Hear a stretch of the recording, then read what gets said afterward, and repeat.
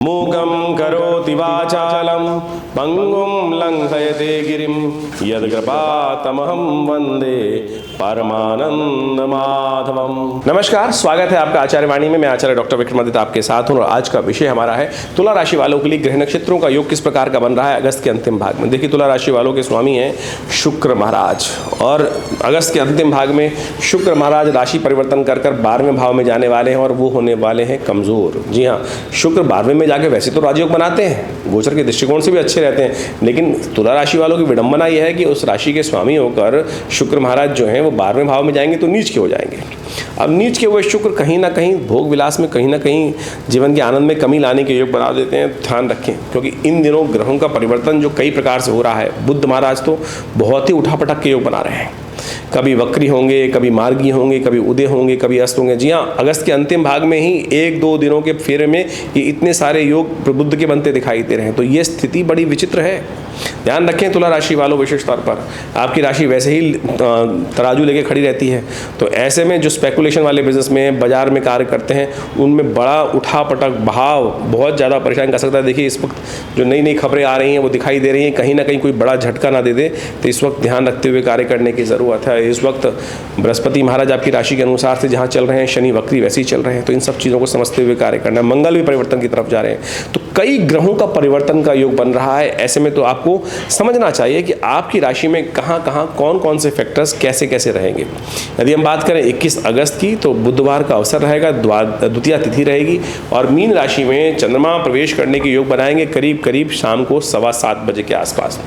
और ये विशेष तौर पे आप समझ लीजिए, आपकी राशि के अनुसार से जो दिन तो अच्छा दिखाई देता है, लेकिन शाम को थोड़ा सा ग्रह वीक हो सकते हैं, इस बात का ध्यान रखने का प्रयास कीजिएगा। तो इसलिए हाइजीन का मेंटेन का ध्यान रखें। देखिए, मच्छर वच्छर बहुत ज़्यादा स्वास्थ्य को कहीं नेगेटिव प्रभाव ना पड़े, दिन में जहाँ जा रहे हैं तो ध्यान रखते हुए कार्य करें। अपनी इम्यूनिटी को स्ट्रॉन्ग करने का आपको प्रयास करना चाहिए, तो वो आपके लिए अच्छा रहेगा। अच्छा खान पान करें, भगवान गणेश का ध्यान करें, भगवान गणेश के निमित्त आप उनका पीले पुष्प अर्पित करें, भगवान का चरणामृत लें। कहा जाता है ना कि भगवान का चरणामृत, भगवान कृष्ण का चरणामृत, बुधवार का दिन भगवान कृष्ण का दिन माना जाता है। भगवान विष्णु का सुंदर पूजन कर शालिग्राम जी का उनका चरणामृत ग्रहण। कहा जाता है अकाल मृत्युहरणम सर्वव्याधि विनाशनम विष्णु पादोत्कम पित्वा पुनर्जन्म न विद्यते। तो मंदिर जाकर सुंदर तरह से भगवान का चरणामृत ग्रहण करें, आशीर्वाद मिलेगा तो कष्ट भी दूर होने के योग बनेंगे। 22 अगस्त की हम बात करें, बृहस्पतिवार का अवसर, तृतीया तिथि है और भद्रा का योग है सुबह सुबह। चंद्रमा थोड़े वीक हो गए हैं और ये आपके लिए कहीं ना कहीं थोड़ा सा नेगेटिव प्रभाव उत्पन्न करते दिखाई दे रहे हैं। थोड़ा मन को साधने की ज़रूरत है, थोड़ी छोटी बातों में एंग्जाइटी ना पालें, ध्यान रखें, स्वास्थ्य का ध्यान रखें। भद्रा रहेगी करीब करीब 1:45 बजे तक। नए कार्यों को आरंभ करने से बचना चाहिए। बुध महाराज वक्र अवस्था में चलते हुए राशि परिवर्तन का योग बना रहे हैं और एकादशवें भाव से निकलकर दशम भाव में प्रवेश करते दिखाई दे रहे हैं। वक्र अवस्था में बुध का ये परिवर्तन ये थोड़ा सा नुकसान करा सकता है, ध्यान रखना पड़ेगा। चीज़ों को मैनेज करने में थोड़ी दिक्कत आ सकती है।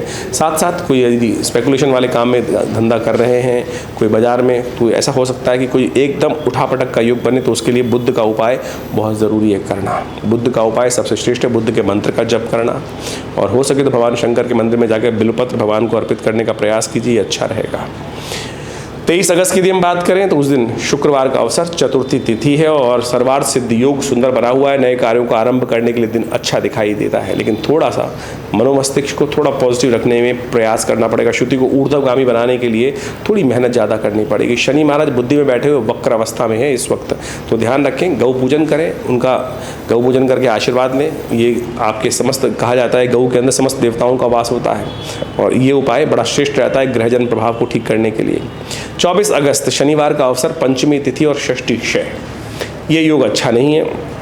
शनिवार के दिन एक तिथि क्षय हो जाए तो कहा जाता है कि थोड़ा सा कहीं ना कहीं विचारों में नेगेटिव भाव उत्पन्न करता है, दोष युक्ति स्थिति हो जाती है। षष्ठी तिथि क्षय हो रही है शनिवार के दिन, तो ध्यान रखें, शनि महाराज इन दिनों वक्री चल ही रहे हैं आपकी राशि के अनुसार से, और साथ साथ चंद्रमा अभी जो ग्रह परिवर्तन का योग बनाने की तरफ जा रहे हैं, ये कहीं ना कहीं आपके लिए नया विचार देते दिखाई दे रहे हैं। ये बहुत पॉजिटिव है। चंद्रमा का ये परिवर्तन जो हुआ, जो मेष राशि में करीब करीब रात्रि में करीब जो आए, पिछली रात्रि में करीब करीब 7:45 बजे करीब, ये आपके लिए नए विचारों को उदय करते दिखाई दे रहे हैं। ऐसे में विचार का ध्यान रखिएगा, जो विचार कॉन्सेप्ट आ रहा है, आगे विजन दिखाई दे रहा है, उस पर थोड़ा चिंतन करने की ज़रूरत है पॉजिटिव वे में। शनि महाराज बुद्धि में बैठे हुए वक्र, वो आपको चिंतन नहीं करने देंगे, तो ऐसे में शनि महाराज थोड़ा सा अंधकार लाते दिखाई दे रहे हैं, तो शनि का उपाय करना बहुत ज़रूरी है। तेल के पर लेकर भगवान शंकर का अभिषेक करें तो आपके लिए अच्छा रहेगा। तेल का दान करें गरीबों में तो अच्छा रहेगा। 25 तारीख के दिन बात करें, सप्तमी तिथि है, रविवार का अवसर है और बहुत सुंदर तिथि का योग बन गया है। सप्तमी युक्त रविवार, भगवान सूर्य को प्रसन्न करने का दिवस। सूर्य आपके लिए लाभ के स्थान पर बैठे हैं, लेकिन संतान के लिए थोड़ा भारी कष्ट देने के योग बना रहे हैं, विचारों में थोड़ा कष्ट देने के योग बना रहे हैं, तो उसका ध्यान रखने की ज़रूरत है। एक उपाय छोटा सा, ओम घृणी सूर्य आदित्याय नमः मंत्र का जप करते हुए तांबे के लोटे में थोड़ा जल लेकर, एक पीला पुष्प लेकर, कनेर का थोड़ी रोली लेकर भगवान को अर्घ्य दीजिए। देखिए बहुत सुंदर लाभ प्राप्त होगा।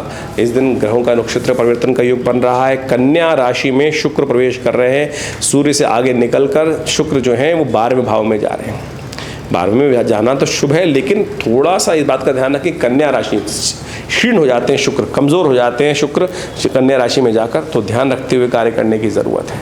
थोड़ा सा अपने विचारों को पॉजिटिव रखते हुए कार्य करने की ज़रूरत है। गौ पूजन करना आपके लिए अच्छा रहेगा। थोड़ा सा गाय को हरा चारा इत्यादि खिलाना, ये आपके लिए अच्छा उपाय दिखाई देगा। हम बात कर लेते हैं 26 तारीख सोमवार का दिन, बड़ा सुंदर तिथि, अद्भुत तिथि, भगवान कृष्ण का जन्म। कृष्णम वंदे जगत गुरुम शास्त्र कहता है।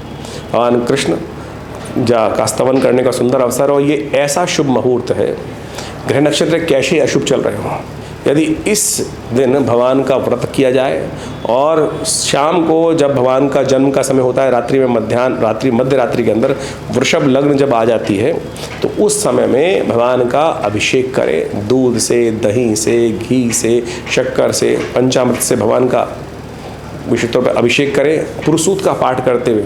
हमने देखा है यदि ये उपाय किया जाए तो ग्रह नक्षत्र कितने ही भारी हो, कोई भी भारी से भारी योग हो, उससे निवृत्ति का योग बड़ी सरलता से बन जाता है। ये वो सिद्ध मुहूर्त है। एक नहीं, बहुत लोगों पर हमने स्वयं देखा। बाल्यकाल से अभी तक मैंने जन्मपत्रियाँ बहुत सारी आती हैं, और जब वो देखा तो भगवान कृष्ण की भक्ति के साथ इस दिन उपाय ये करते हैं, तो अशुभ ग्रहों का प्रभाव एक तरफ, भगवान की कृपा एक तरफ। ये सुंदर, इस बार तो जन्माष्टमी पट भी बहुत सुंदर रही है। आमतौर पे ऐसा विच्छेद रहता है विचारों में कि ये स्मार्तों की, वैष्णवों की। इस दिन तो रोहिणी युक्त सप्त अष्टमी है रात्रि में, और वृषभ लग्न के सुंदर समय में भगवान का सुंदर स्तवन करने का प्रयास कीजिए। पुरुषसूक्त का पाठ करते भगवान का अभिषेक करने का प्रयास करें। ग्रह नक्षत्र उच्च के होकर चंद्रमा बृहस्पति के साथ जो संबंध बना रहे हैं, ये आपके लिए लाभ की स्थिति को प्रशस्त करते दिखाई दे रहे हैं। बहुत सुंदर योग बन रहा है, और इसी दिन मंगल भी परिवर्तन की तरफ जा रहे हैं। मंगल भाग्य में चले जाएंगे। नए संपर्क साधने के योग आगे बहुत सुंदर बनते दिखाई देंगे। लेकिन ध्यान रखिएगा, मंगल का ये परिवर्तन जो है वो विशेष तौर पर जो मिथुन राशि में हो रहा है, वृष्टि को बढ़ाता है। वृष्टि वैसी बहुत ज़्यादा चल रही है, लेकिन नए संपर्कों में इजाफा देने के लिए आपके लिए बहुत सुंदर योग बनते दिखाई देंगे। ध्यान रखिएगा। और एक बात और, इस बार मंगल का योग जो है ना 5 पड़ गया है। भाद्रपद मास में 5 बार मंगल का योग आ रहा है, तो ये विशेष तौर पर महंगाई और थोड़ा सा अशांति के लिए दिखाई देता है। मन को शांत रखें। ग्रह नक्षत्रों के दृष्टिकोण समझना चाहिए। विश्व में अशांति जो स्थापित है वो थोड़ी और बढ़ती दिखाई दे रही है। शांति को लाने के लिए प्रयास करना पड़ेगा। कम से कम हम अपने घर संसार को शांत रखते हुए कार्य करेंगे तो अच्छा रहेगा। 28 अगस्त की बात करें, बुधवार का अवसर, दशमी तिथि, और बुध मार्गी होते दिखाई दे रहे हैं। इस दिन सुबह करीब जल्दी योग बनेगा बुध का मार्गी होना, और ये मार्गी होते हुए बुध आपके लिए सुंदर योग बनाते दिखाई देंगे, आगे बढ़ने के योग बनाते दिखाई देंगे। बुधवार के दिन मिथुन में चंद्रमा का प्रवेश हो रहा है। यह आपके लिए भाग्य में बैठे हुए चंद्रमा कहीं ना कहीं आपके लिए मंगल के साथ सुंदर योग बनाते दिखाई देंगे। भगवान गणेश का स्तवन करना आपके लिए संपूर्ण रूप से अच्छा रहेगा। सर्वार्थ सिद्धि योग विद्यमान है, लेकिन ध्यान रखिएगा बुधवार है तो इस दिन विशेष तौर पे जो योग रहेगा वो राहु काल भी रहेगा मध्याह्न में, तो करीब 12:15 बजे तक ही मुहूर्त है, उसके बाद नहीं है। क्योंकि आमतौर पे सर्वार्थ सिद्धि योग हम पंचांग में खुद देख लेते हैं तो वो 3-3:15 बजे तक दिखा रहा है, लेकिन वो बीच में राहु काल को ध्यान रखना पड़ेगा, तो 12:15 के बाद नहीं रहेगा ये मुहूर्त। ध्यान रखते काम करें। 29 अगस्त की दिन बात करें, बृहस्पतिवार का अवसर, अजा एकादशी का सुंदर योग, अगस्त उदय हो रहा है, और ये संसार में कहीं ना कहीं रिलीफ देता दिखाई दे रहा है।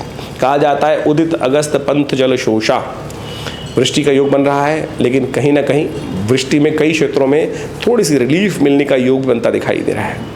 आपकी राशि के अनुसार से यदि हम बात करें तो ग्रह नक्षत्रों के दृष्टिकोण से आपके लिए दिन अनुकूल दिखाई देता है। धर्म में आपकी इच्छा जागती दिखाई दे रही है। धर्मयुक्त कार्य करने से लाभ के योग बनते दिखाई दे रहे हैं। धर्म में इच्छा, कथा में इच्छा, कहीं ना कहीं धार्मिक युक्तों लोगों का संसर्ग आपको प्राप्त हो सकता है, आशीर्वाद प्राप्त हो सकता है। 30 अगस्त शुक्रवार का अवसर, द्वादशी तिथि विद्यमान है, और ग्रह नक्षत्रों में परिवर्तन का योग, चंद्रमा कर्क राशि में प्रवेश करेंगे करीब 11:30 बजे, और ये आपके लिए आपके कार्यों में सफलता देने के योग बनाते दिखाई देंगे। इस दिन गोवत्स द्वादशी है, ध्यान रखिएगा, क्योंकि कन्या राशि में गए हुए शुक्र कहीं कमज़ोर चल रहे हैं, तो इस दिन ये पूजन करना बहुत बढ़िया रहेगा शुक्र को शक्ति देने के लिए। तुला राशि वालों के लिए बड़ा अच्छा रहेगा। गोवत्स द्वादशी के दिन कहा जाता है गोवत्स पूजन किया जाता है। इस दिन गौशाला में जाकर गाय के बछड़े को गुड़ खिलाइए, हरा ज्वार खिलाइए, उनकी सेवा करें, उनकी आरती उतारें, थोड़ा पूजन कर लें। कहा जाता है शुक्र को शक्ति देने के लिए इससे सुंदर उपाय नहीं है कोई भी। 31 अगस्त की यदि हम बात करें, शनिवार है, और आपकी राशि के अनुसार से हम बात करें, तुला राशि वालों के लिए शनि चल रहे हैं, बुध इस वक्त वक्री स्थिति में, और ये 15 कहीं करीब नवंबर तक चलने वाले हैं। और देव योग से 15 दिन के अंदर दूसरी बार शनि प्रदोष का योग बना है।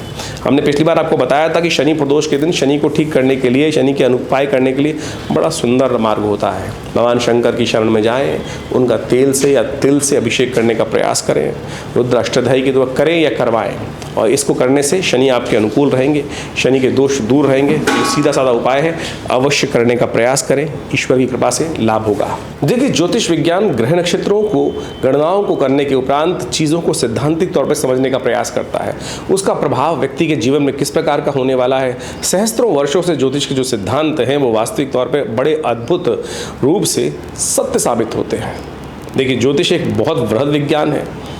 यहाँ हम आपके समक्ष जो उपस्थित होते हैं, केवल राशि के अनुसार से हम इस वार्ता को उपस्थित करने का प्रयास करते हैं। ज्योतिष में नक्षत्र के साथ भी विंशोत्तरी महादशाएं इत्यादि, आपकी जन्मपत्री, उसकी सहस्त्रों अलग अलग विभाग, उन सब पर यदि विवेचना पूरी तरह से की जाए तो बिल्कुल चमत्कारिक परिवर्तन को समझना बहुत आसानी से जीवन उस सत्य को समझा जा सकता है। तो यहाँ ज्योतिष में राशि विज्ञान के माध्यम से भी बहुत कुछ, गोचर के दृष्टिकोण से बहुत कुछ समझ में आने के रास्ते बनते हैं। तो बहुत सारे लोग जो तथाकथित तौर पर इस बात को आक्षेपित करने का प्रयास करते हैं कि राशि के अनुसार से पूरे विश्व को विभाजित करना ठीक नहीं है। ऐसा नहीं है। राशि के अनुसार से गोचर को समझना बड़ा एक सीधा साधा सिद्धांत है, और गोचर के प्रेडिक्शंस ज्योतिष में जब भी किए जाते हैं राशि के अनुसार से ही किए जाते हैं। हाँ, इसमें एक विवाद ये हो जाता है कि आपकी जन्मपत्री में कौन सा भाव सही ज़्यादा है, राशि वाला या लग्न वाला। उसमें जन्मपत्री देखने की आवश्यकता होती है कि जन्मपत्री में किस कारण से कौन सी चीज़ फलीभूत हो रही है, राशि या लग्न या सूर्य कुंडली या कौन से और कारकांश के इत्यादि बहुत सारी जो अलग अलग चार्ट बनते हैं, उन सबको भी देखना परम आवश्यक होता है। ज्योतिष बहुत वृहद, जैसा हमने कहा, बहुत वृहद है, बहुत वृहद है।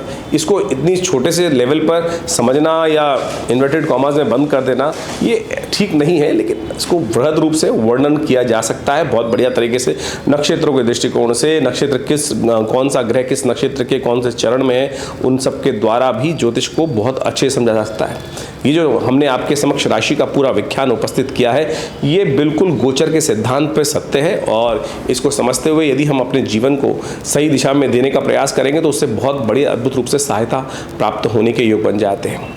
ज्योतिष के अंतर्गत विभिन्न उपायों को भी शास्त्र में बताया जाता है। हम इस चैनल के माध्यम से आपके समक्ष टोटकों से बचने के अलावा बहुत सारे जो पौराणिक उपाय हैं उनको ही बताने का प्रयास करते हैं। पंचांग यदि आप देखें तो नित्य प्रति उसके अंदर कोई ना कोई उत्सव, कोई ना कोई जो त्यौहार आता ही रहता है, और उन त्योहारों को हम सीधे साधे तरीके से ऐसा ना समझें कि वो केवल त्यौहार हैं। वो वास्तविक तौर पर ज्योतिष के सिद्धांतिक तौर पर, पौराणिक मत के अनुसार से वो वास्तविक तौर पर वो चाबियाँ हैं कि जिनको आप यदि लगा लें तो घड़ी गाड़ी को आप आगे ले जा सकते हैं, बहुत सारी समस्याओं को दूर कर सकते हैं सीधी साधे तरीके से।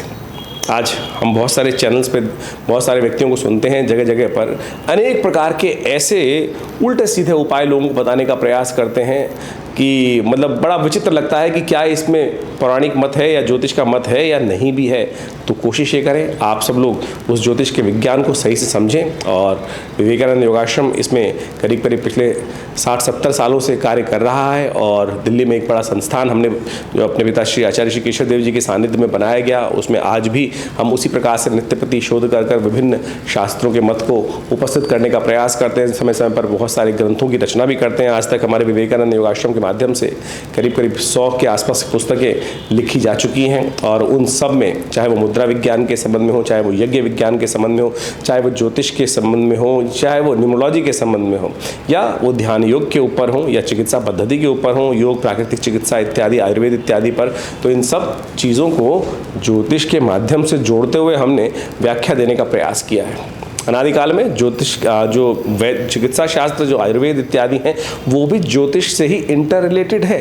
उसमें औषधि विज्ञान ज्योतिष का एक भाग है और उसके अंतर्गत आकर आप समझ सकते हैं कि विभिन्न औषधियों के द्वारा विभिन्न इलाज जो किए जाते हैं, विभिन्न मुहूर्तों में किए जाते हैं, वो सब भी बहुत अद्भुत हैं। उस पर पूरी शोध करने की आवश्यकता है। पूरे विश्व में लोग आज मेडिकल एस्ट्रोलॉजी पर कार्य कर रहे हैं और उनके रिसर्च बड़े ऑथेंटिक रहते हैं। तो आप भी ज्योतिष विज्ञान को समझें। विवेकानंद योगाश्रम जैसा हमने कहा कि इस क्षेत्र में एक अद्भुत प्रकार से कार्य कर ही रहा है। एक संस्थान बनाया हमने जो उसमें हॉस्पिटल है पूरा, करीब करीब 100 बेड का, योग प्राकृतिक चिकित्सा आयुर्वेद के ऊपर, और साथ साथ भगवती का सुंदर मंदिर विद्यमान है। जो भगवती की दिव्य प्रतिमा यहाँ रहती है उनके सानिध्य में बैठकर नित्य प्रति करीब 8 घंटे यज्ञ चलता है और समय समय पर हम विभिन्न जो उत्सव चल रहे होते हैं उनके बारे में आपको अवगत कराते ही रहते हैं। तो जुड़िए विवेकानंद योगाश्रम से।